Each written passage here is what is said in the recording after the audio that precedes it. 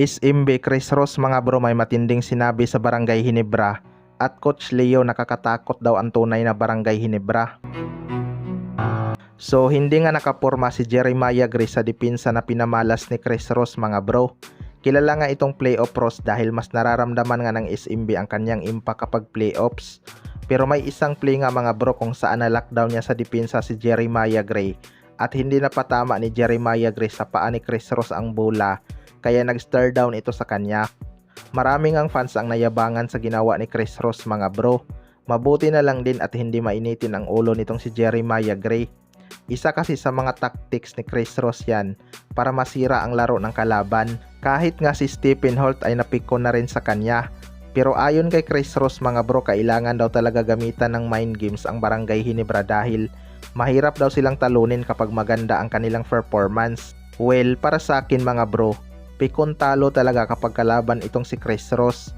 Hindi lang naman niya sa Barangay Hinebra ginagawa ang ganyang strategy. Huwag lang umabot sa punto na mananakit siya ng player para manalo, 'di ba? Kaya isa talaga sa dapat iwasan ng Barangay Hinebra kumagat sa strategy ni Chris Ross.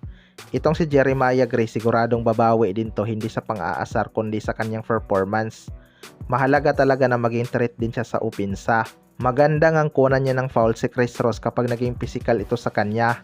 Sa kabilang banda naman mga bro, Coach Leo nakakatakot daw ang tunay na Barangay Hinebra. Ito ngang Barangay Hinebra ay laging natatambakan ng SMB sa first half mga bro. Kaya lang bumigay nga sila sa game to dahil hindi nila napigilan si Junmar Fajardo. Tulad sa Barangay Hinebra mga bro, bench din ang isa sa tumalo sa Barangay Hinebra na pinangunahan ni Jeron Ting. Kahit nga si Coach Leo mga bro, aminado na guilty siya noong game 1, matapos niyang ibangko si Jeron Ting na isa sa dahilan kaya natalo nila ang Barangay Hinebra sa game 2. Pero ayon din daw kay Coach Leo mga bro, mas nakakatakot daw kalaban ang Barangay Hinebra kapag lumabas na ang kanilang tunay na laro. Halos bench player pa lang talaga ang kumakana sa Barangay Hinebra. Kapag sabay pumutok sa scoring ang starting unit ni Coach Timcon at bench player, may kalalagyan talaga ang SMB. Kaya lang hindi pa talaga sila consistent. Si RJ Abarientos pa nga lang ang consistent sa double digit mga bro. Pinapatunayan nga ni RJ kung bakit siya ang naging Rookie of the Year kahit second unit lang siya sa Barangay Hinebra. Kaya lang mukhang alam na nga ng SMB kung sino ang kanilang ima-match up kay RJ Abarientos. Matatandaan na ni-lockdown nga ito ni Jeron Ting. Pero asahan natin na may adjustment din na gagawin si Coach Timcon sa Game 3. Ubusan talaga ng adjustment ang series na to. Sana magawan din nila ng paraan paano limitahan si Junmar Fajardo below sa kanyang average.